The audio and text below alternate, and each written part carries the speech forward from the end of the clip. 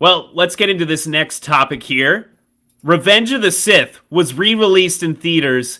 To many people's surprise, that it's making a crazy amount of money. But it's the 20th year anniversary. Me and Wade saw this in theaters back in 2005. I was 5 years old. Wade, how were you? Were like seven? 7. I don't know why our parents allowed us to go see this at 5 and 7.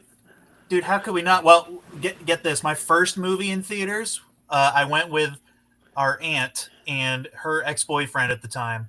Yep. And we went and saw episode 2. So, I was already, the kid who was so into Star Wars, ready and raring to go see episode 3. But yeah, we went with Johnny J and his dad and our dad. And yeah, that was such a time, So it's crazy. And I think Logan went too.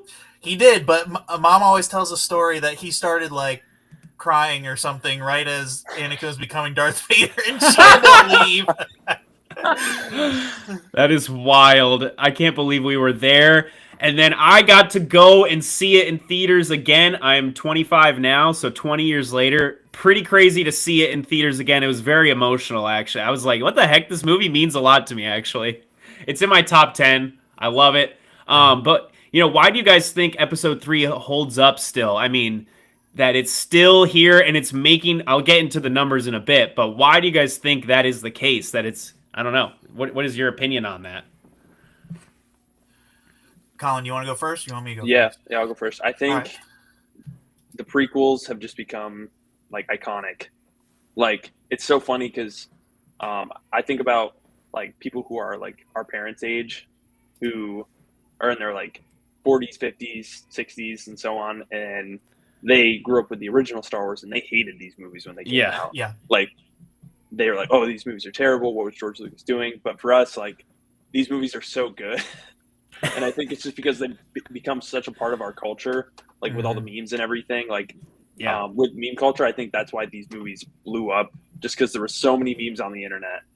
And I think that's probably, it just built hype. And so when they re-released it, people were like, oh, we got to go see this. Yeah, and I agree with that. And I think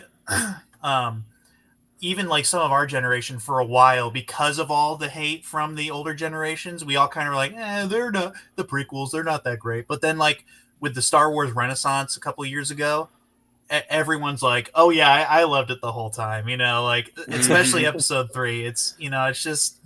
You have like YouTube channels starting only like just because of the prequels, like Star Wars Theory. You have all these guys who are just like obsessed with the prequels. It's just like it's become culturally iconic. Also, even if they are a little bit corny, I think the visuals are super good. For one, like what the heck, like we can't. I don't think anybody can really top episode 3. Honestly, I don't know. I don't. Maybe in the future, maybe like Avatar is obviously pretty good. They're definitely trying, yeah. But George Lucas was ahead of his time, and that kind of gets into Light and Magic a little bit. The documentary, just they were just pushing boundaries. But do you guys? It's kind of funny. It's kind of. I wonder what George Lucas thinks about this. That he's just like sitting back laughing in his chair. Oh, he's laughing his way all the way to the bank, dude. He's getting so many toy royalties, Dude. Oh yeah.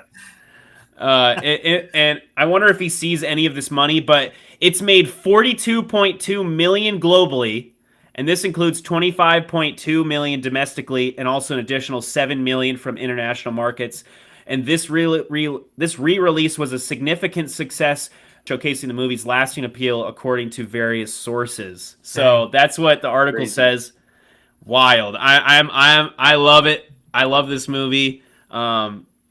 It totally makes sense. I mean, we were in the perfect age to go see it in 2005. I think a 7 and 5-year-old were able to enjoy it, even though there's dark stuff in it. But yeah, and now we're the age where, especially our generation, is really big on nostalgia, and so going back to see it again, I mean, it's well worth the time. But it's also just a good story. I mean, honestly. Yeah.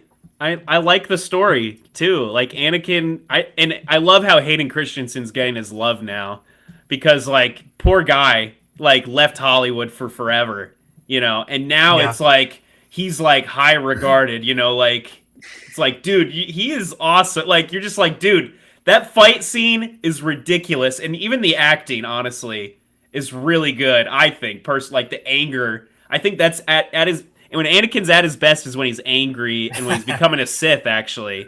Yeah. And it's crazy how even like Denis Villeneuve based Paul Atreides off of Anakin, which is funny because it's actually George Lucas based Anakin off of Paul Atreides. But, you know, it's funny how the reverse kind of happened because apparently Denis Villeneuve was like looking at pictures of Anakin Skywalker becoming evil when he made Paul Atreides in the new movies. So I just think it's culturally iconic, and my theater was cheering for everything. The beginning, the when the younglings got killed,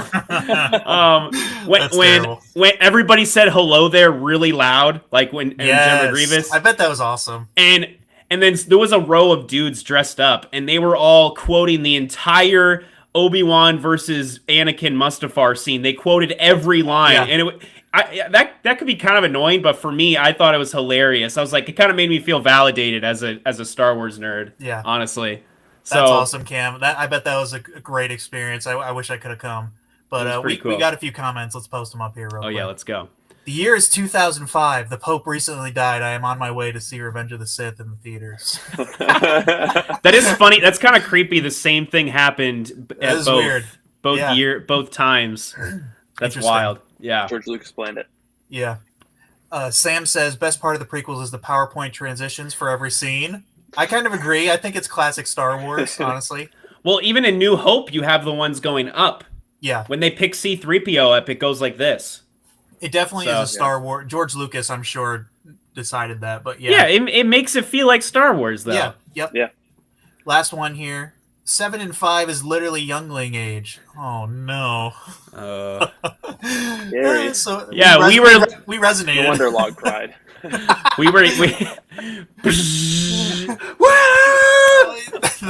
That's so terrible. Oh man.